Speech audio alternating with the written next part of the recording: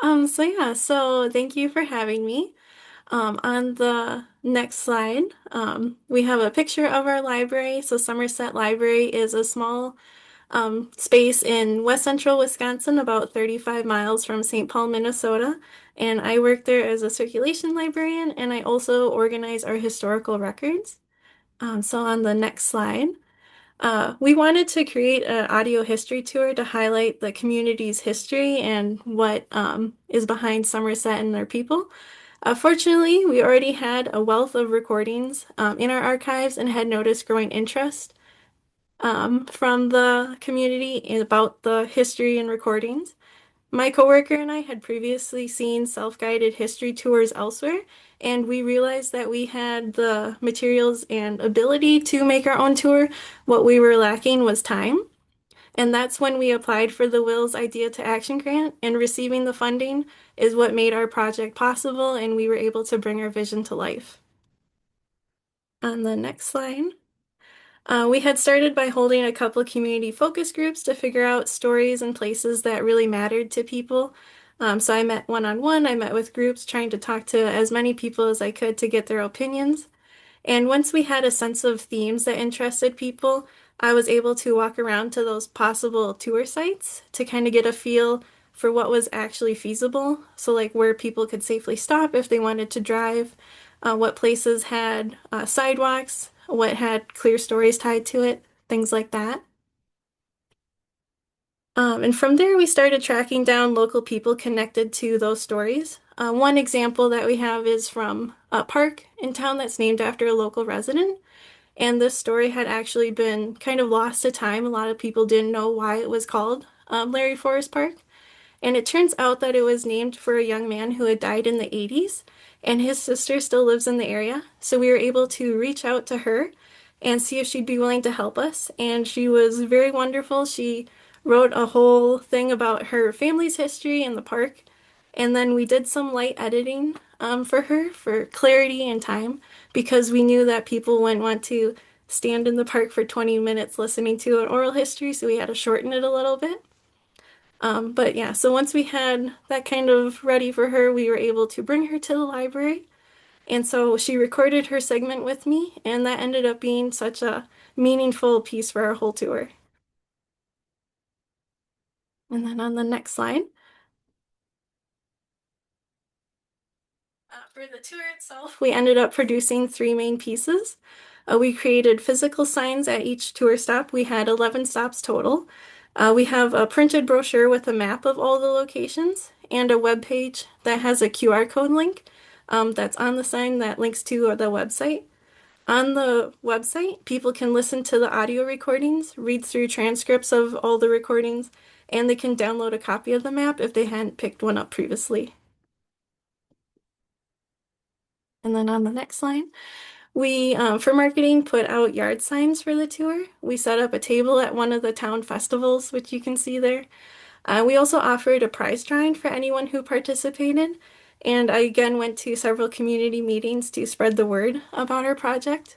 And honestly, one of the best promoters of our whole tour was the people we actually featured in the recordings. They were just so excited to be a part of this project, and they naturally told everyone that they knew about it.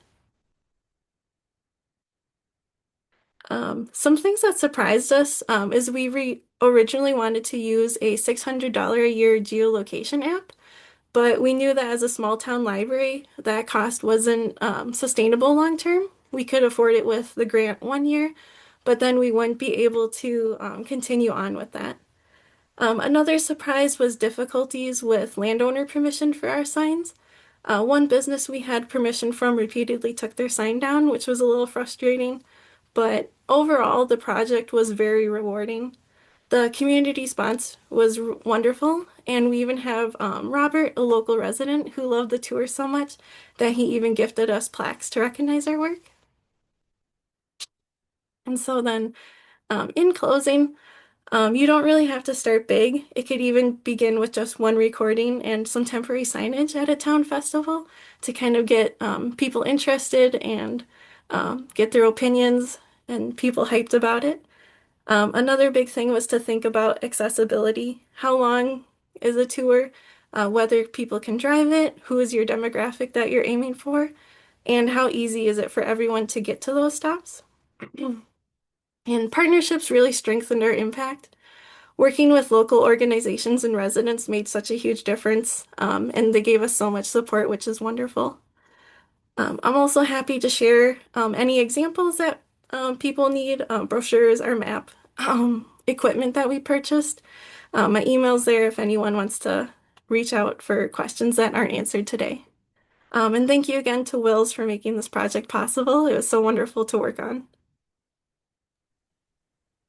Thank you, Renee. Wow, what a beautiful memorial I mean, in addition to the history that you did for that family and for that young man, that's just fantastic. What a great story.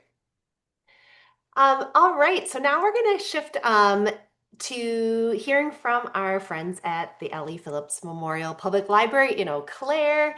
We're joined by reference librarians Stephanie, Bethany, and Jan. They're going to talk about their adults only program that keeps the mess and the mocktails outdoors. So I think I'm not sure who I'm turning it over to first. Stephanie, are I'll, you kicking things off? I Jan, can start. great, Hi, thank you. everyone.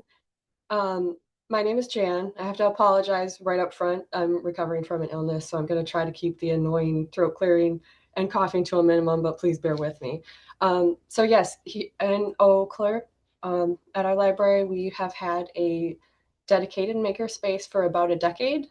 Um, but we also had a full building renovation in 2022 that expanded the space. And it's now attached to an outdoor patio space as well. So in one of our programming meetings, we were kind of discussing what we wanted to do, what we wanted to offer for that summer. And I mentioned, well, I'm keeping this one idea I had that's kind of messy. It'd be appropriate for adults, but I could probably only do it if we could use that patio, use the picnic tables we have out there. And that kind of kicked off a brainstorming session in our team. People started saying, we haven't really used that patio that much. What if we offered multiple programs out there this summer? What if we made it a series for adults? Well, if we're going to try to capture adults, we should probably have it in the evenings and maybe offer a drink. And so we came up with mocktails because everybody loves mocktails. So in that meeting, we landed on what turned out to be a very effective but very simple formula that we use for this program series, which we call Dabble on the Patio. I should have mentioned our Dabble box, or our makerspace is called our Dabble box. So we offer at each event in the series a craft, a distinct mocktail, and we restrict it for adults only in a drop-in event. So when we first came up with this idea, we were kind of planning for maybe 30 to 50 people will show up at each event if it's successful. It outperformed. The first season that we did this, we saw crowds more in the 50s to 70s range. So obviously we brought it back for its second season last summer, and that attendance actually grew. We saw numbers at each event this time around closer to 100, which is amazing to get that many adults out, especially in the summer when there's lots that they could be doing instead. So we're just going to run through quickly why this formula seems to work, how being outside makes it better, and tips for success if you guys wanted to replicate this kind of format for your own library. So first component is we do have a different featured craft at each event. We had previously tried doing kind of more open-ended club type format things to bring adults into our makerspace. We had a stitch club, we had an art club, and those suffered from low attendance. They either started well, but that tapered off, people stopped coming back, or it just never really took off. So we kind of had to realize, hey, adults have a lot of competition for their time. And so and they're also a little bit less comfortable with creative chaos than kids are. So they kind of want to know what they're getting into before they come or come back. And they also want to have it be a little bit more productive. They want to walk away with something. So by offering a featured craft at each program, it provides a little bit of that basic structure while still allowing them to be creative and work on their own time. So we go for projects that are of a complexity level where guidance is enough. We don't need to all be providing direct instruction so everybody's working at the same pace. So for each project, we'll come up with prototypes that we have on display. When people come in, they can see what the general idea is, and we write up instructions that we can distribute to people, so they can have a little bit of guidance but still work at their own pace and in their own space. The projects themselves are also great promoters of our makerspace generally. So we see some examples of some of the crafts we've done on this slide here in the upper right. One of our projects was we did Northwood coasters. They were some cute, simple wood slice coasters that we had people decorate in kind of a Northwoodsy theme. For that, I used our Cricut to cut out some vinyl phrases that people could stick onto their coasters. I used our 3D printer to make some stencils of Northwoodsy shapes that people could trace onto the coasters. And so on the supply distribution point, I could put up signs that said, hey, these were made with our Cricut. This was made with our 3D printer. So that was alerting people to the fact that we have these pieces of equipment that might appeal to them. Maybe they want to come back during an open lab and try that out. Or if we have future programming with those things, they're more aware of it now. In the lower left, we also see someone holding up a kind of a mixed media collage project that we did. We put out suggested art supplies for that, but we also had our big art closet with all kinds of supplies open. So people were encouraged to rate all of those supplies, see what we had, use whatever they could use creatively for that project. We also see someone using one of our musical instruments that he found when he was exploring the space. So he was just playing some music while the others at his table crafted. So that's pretty cool. So that combination of offering a unique craft at each event and encouraging that exploration, it encourages repeat attendance, both for the series, come back for the next craft and the next event, and for the space in general, come back for that cool thing that you saw. Next element, we have the mocktails. And of course, we combine that with some nice chill music that we play in the background. So this is more contributing to the vibe of the event. So we want to encourage crafting and socializing. So by sharing an activity and a drink, that encourages the adults who come to our event to chat. The music kind of breaks the silence wall for a library event. You can talk, but you don't have to. It's not an awkward silence, but you have things that you can share. You're sharing the space, you're sharing the experience. And we love programming like that. We've seen, friendships start to form, people chatting, people interacting, that community encouragement. And we love that to combat the loneliness epidemic that we unfortunately are seeing in our society today. As for the format, we did restrict it to adults only. So we offer regular open labs every week in our makerspace, but it is all ages. And anything that's all ages, it tends to kind of be determined in terms of activity and noise level by the kids, which nothing wrong with that, bless their little hearts. But if you're an adult, it's easy to find that kind of energy a little bit overwhelming maybe, or if you aren't accompanying children yourself, you may feel that you're intruding on kid space. And so we wanted to really draw in adults in this particular instance. And so we restricted it to them so that we could kind of control that energy level and set the vibe that we wanted.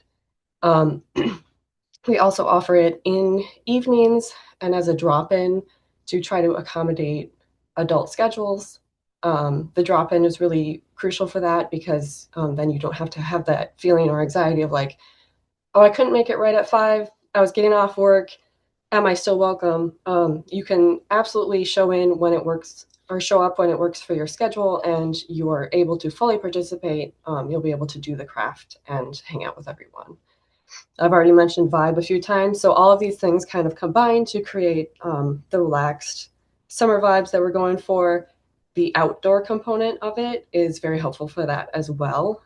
So Bethany is going to chat a little bit more about that.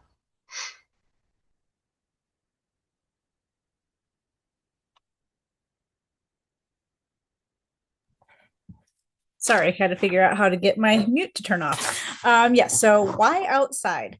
The first reason is space. Using outdoor spaces can highlight underused areas of your library. In our case, we had just finished a massive renovation, as Jan had mentioned, and with that, it resulted in a new courtyard outside of our Dabble box. Other libraries might have a nice lawn or patio or just a nice view outside that you might want to draw attention to. Being outside also helps accommodate a larger attendance. With Dabble on the patio, we fill both indoor and outdoor spaces. Other libraries might not have a designated makerspace or meeting room to hold a larger group or a place where talking and music won't be disruptive to general library use. So getting outside is a good way to accommodate that. Next, we have flexibility. Being outside grants flexibility in what you can do, the kinds of crafts or activities that you can offer, and how you can set up the program. With being outside, it's okay to get messy. It also allows that flexibility in setting up different stations for supplies or for different seating, and that's just a great use of the space. You can go to the next slide, please. Thirdly, we have the vibe, as Jana was mentioning. Being outdoors offers a casual environment versus a more stuffy or formal meeting room or classroom. It is also a chance to get out both literally and socially. Being in Wisconsin, as you know, we are stuck inside at least 6 months of the year, and so we crave this outdoor time with fresh air, warmer temperatures, and sunshine. It's also a great opportunity to get to meet new people or just to have some fun time with friends. And then finally, we do have that audience. Those vibes help us to appeal to an audience looking to enjoy nice summer evenings, get out among people, and gain fun experiences. It's kind of a nice time to maybe keep the kids at home and then just kind of do your own thing. Also in Eau Claire, we have lots of different things going on throughout the summer, lots of music series and farmers markets, trails, parks, a lot of different things that are competing with everyone's time to be outside in that fresh air. So we're just throwing one more element in there, and it's a great opportunity to get people to come to the library, but still enjoy that outside time. But you also want to make sure you're planning accordingly so you don't compete directly with any of your other local events. And then Stephanie will go on to the next stuff. All right, so we've hosted this for 2 years running now, and I'm going to just share a few of the things that we have found that either worked really well or that we have changed so that they will work even better. So for marketing, there are a lot of different appeal factors that you can highlight. We have a sort of supper club kind of vibe that we use. So we can draw people in using the craft. They can come for the patio vibes and the socializing. They can come to hang out with friends. They can come because it's an alcohol-free event. Last year, there were a couple different Facebook groups actually locally that picked it up as a sober event and advertised it that way, which is kind of funny because all library events are sober events, but this one captures that vibe of, you know, chilling with a drink on the patio without having to include alcohol. So that one actually got picked up on the news even. We also, the second year, offered a giveaway, which in the bottom right corner there is a picture of a mocktail glass that we designed and gave away for repeat attendees.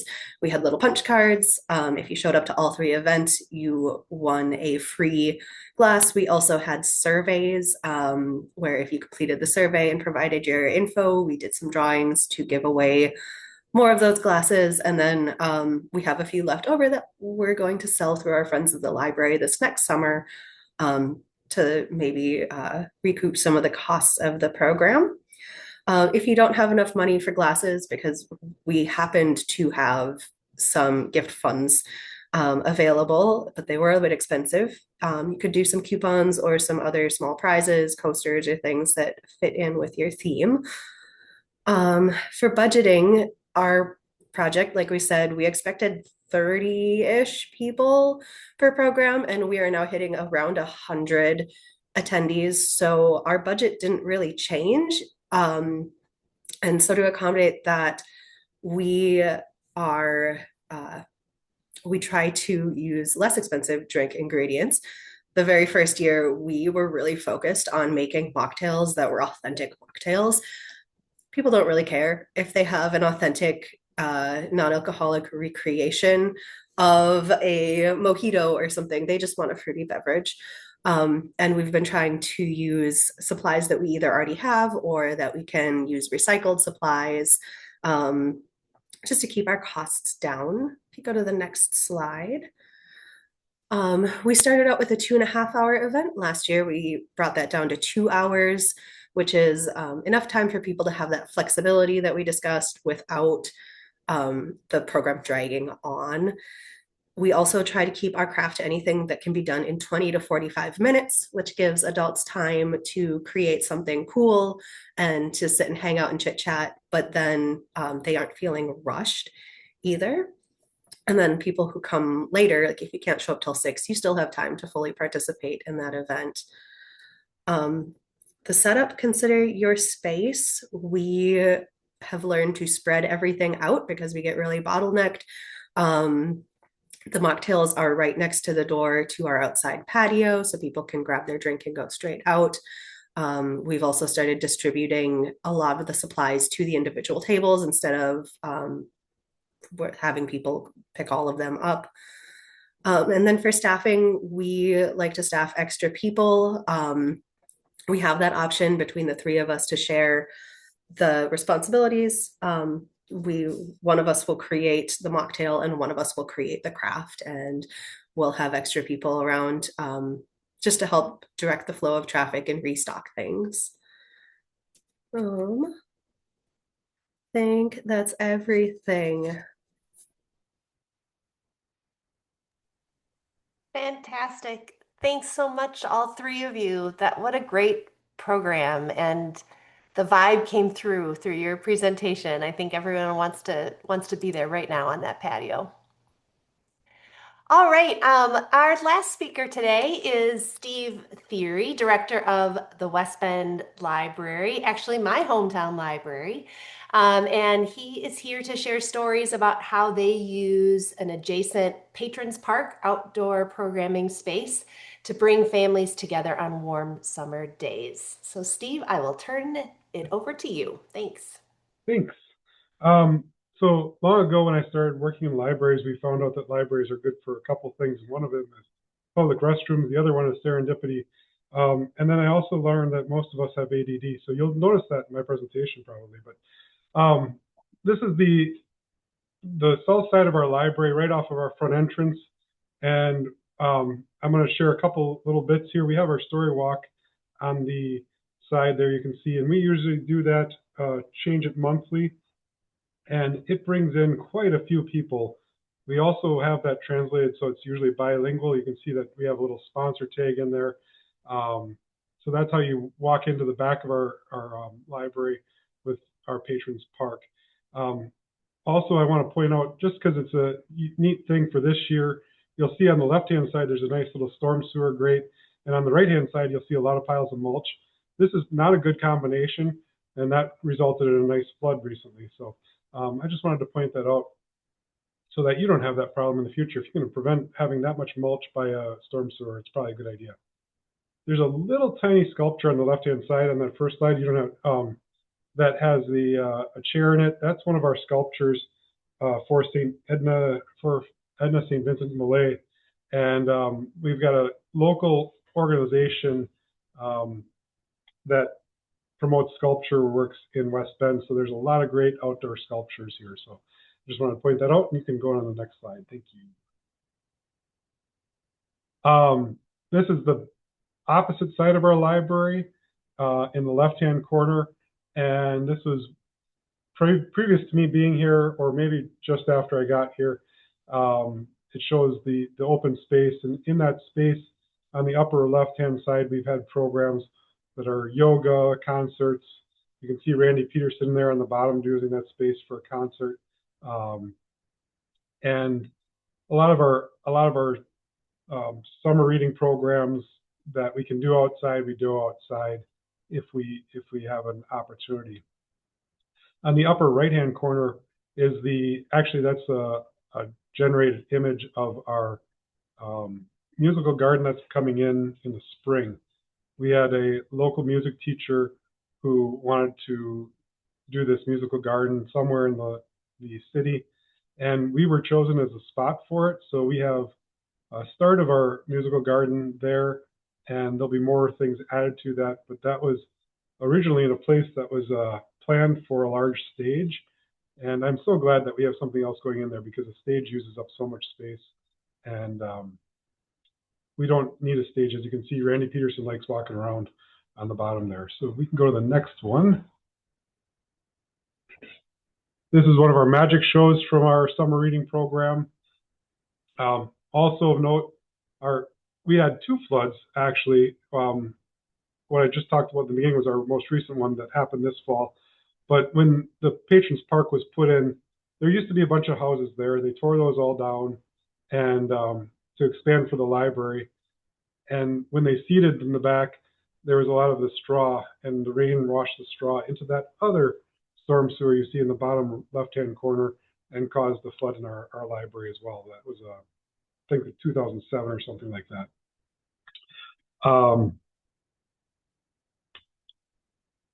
So yeah, this is just this is a STEM program, I can tell now. We do a lot of our messy programs outside. So science programs that are going to make a big mess, of course, we don't want to do that inside. You'll see some other things that are messy programs out here, but this is one of our recent summer reading program STEM programs. We can go on to the next one. Here we have almost annually, only occasionally our city band doesn't show up and do a concert in the park. But on the left-hand side, you can see our city band there, and they draw a pretty good crowd, and they usually do some kind of theme that's a children's related theme to their music. They didn't perform one year because of the wildfire smoke. They couldn't, be outside and play their instruments very well in that. But that concert draws a pretty good crowd for our library. And then on the right-hand side was our eclipse viewing, which was quite a party. We were there for, I think, pretty much the whole day. Music, I think we had snacks. We had the eclipse glasses and some activities for the kids, and really, really fun time on that day. And then we can go on to the next one. This is oh shoot, what is this? I think this is my horse picture, but I might have that wrong. Maybe I'm going to go to the next one.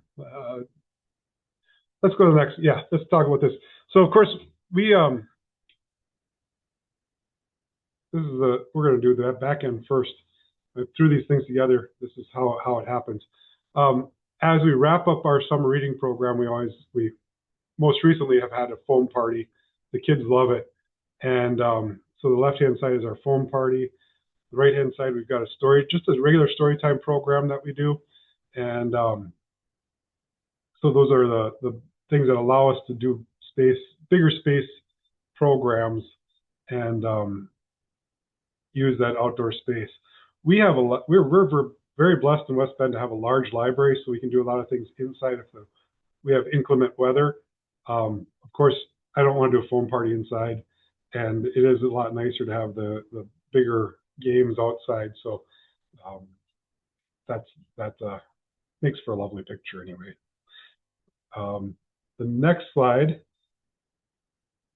is the start of our summer reading program. We always have a ice cream social for the summer reading program to kick things off, and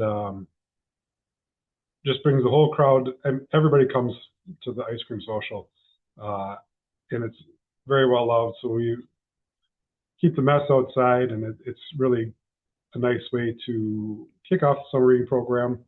And yeah, surprisingly, you don't have to give much to get people excited about coming to the library. So just a small cup of ice cream and then some toppings that we scoop out for them, and it's a great time. Moving on, this is the one that I thought I was talking about before. Some things are just not very easy to do inside. I think about when we had a juggler and he was juggling fire. It was really nice to have that outside we didn't do that at this library, but bringing a horse in also is a really great thing to do outside. So we had a horse story time. We've also had goat story time, and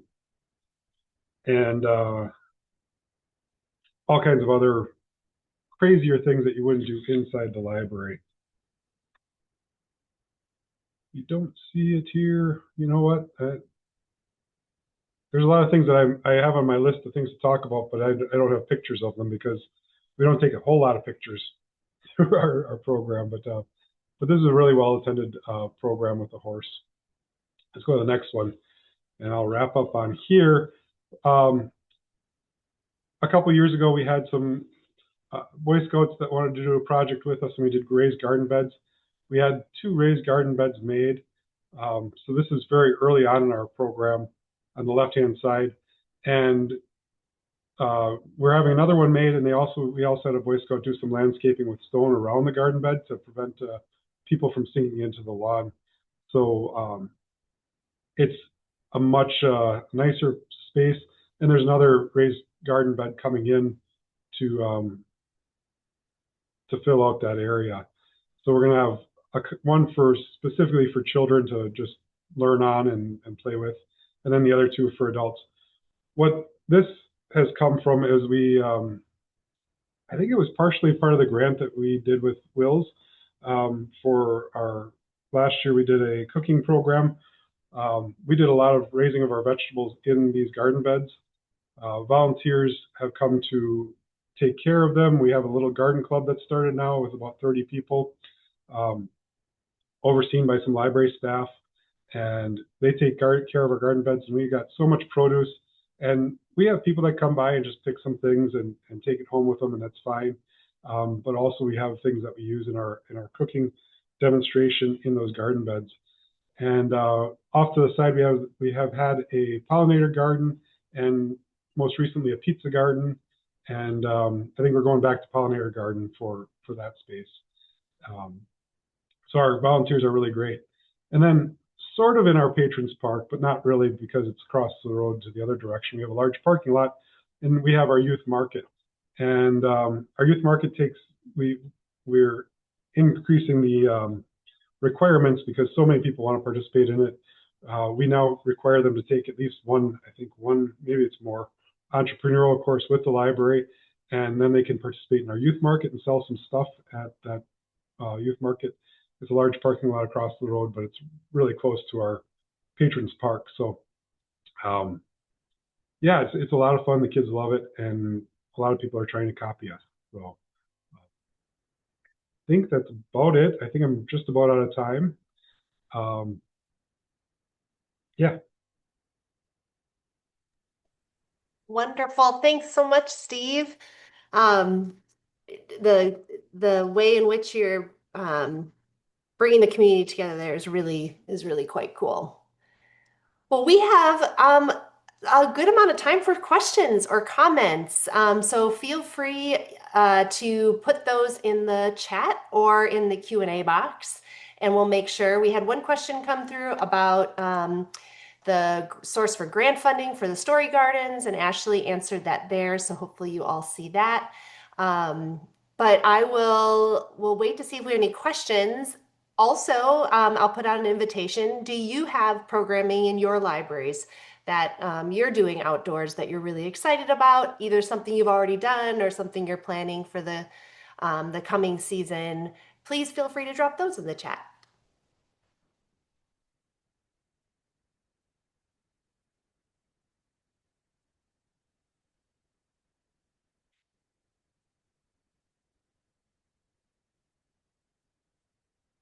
Okay, actually, I'll read. I see a question coming in from chat for our friends at Eau Claire. Do you have a digital collection of mocktail recipes you've used in your past programs?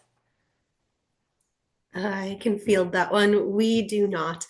Like I said, the first year we did try to do some more actual like recipe mocktails, and they were pretty expensive. I know we used a couple different books in our collection to find some recipes. But then this last year, we switch to trying to be a little bit more cost effective. So we used a lot of things like lemonade and orange juice and iced tea and things, and just jazzed them up in fun ways. Actually, I'm going to piggyback on that question, Stephanie, and ask same thing about the crafts. What do you have any tried and true resources that you're using to generate those ideas, or do you just all happen to be, hobbyist crafters on your own time? Um, can't speak for the other two, but I tend to end up doing things that we do a lot of different programming with crafts, and oftentimes we have to find things that travel well or that take a little bit shorter time or that need to be doable by all ages or by children. And there are always those things that you kind of want to do, but probably are at an adult level or that maybe take a bit more time or that are a little bit more messy. So I tend to save those ideas for this program. Bethany, it looks like you had something to add. Yeah, I just typically do a Google search for adult crafts and I just kind of flow through whatever I find, different blogs, different Pinterest posts and stuff like that, and then just find something that looks like something that I would want to do and that would draw people in, but that also still falls within our budget.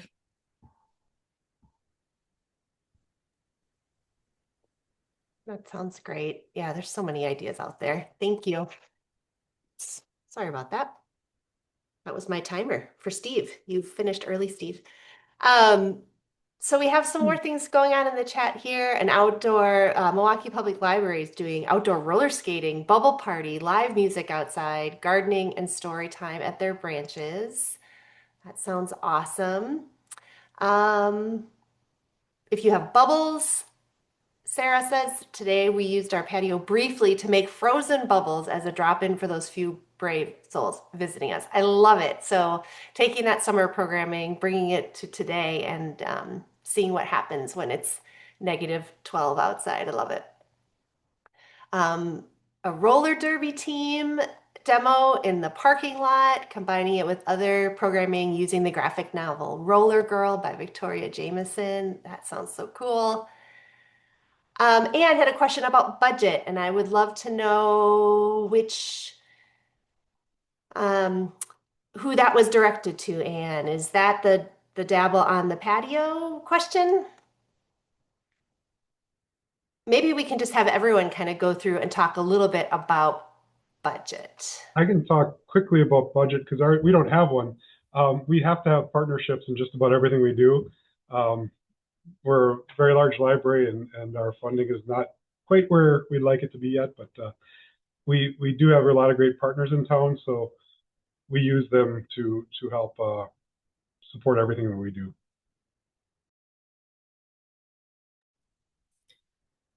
For Dabble on the Patio, we do have a set budget that we usually manage to stick to. I think the first year we may have had 150 per event. But this last year and are coming up, we're planning for this next summer, $200 per event, which for us sounds like a lot for a crafting program, but also really isn't because when you have about 100 people, that's enough for 100 crafts and a mocktail. So we've learned to be pretty thrifty.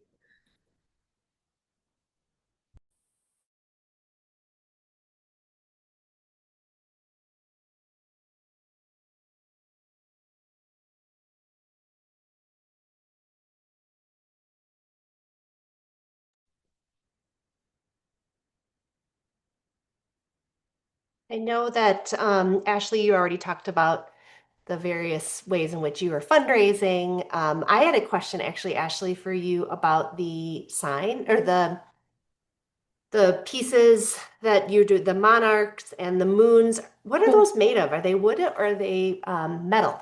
So Pieces? they're our first 2 years were plywood, and we learned that although they had really good coating and we prepped them, they did not really withstand well in the outdoor elements. So this year we are going to try to do kind of a more counter grade wood for our poppies. So every year is a learning experience for sure to kind of figure out the best materials and process for it.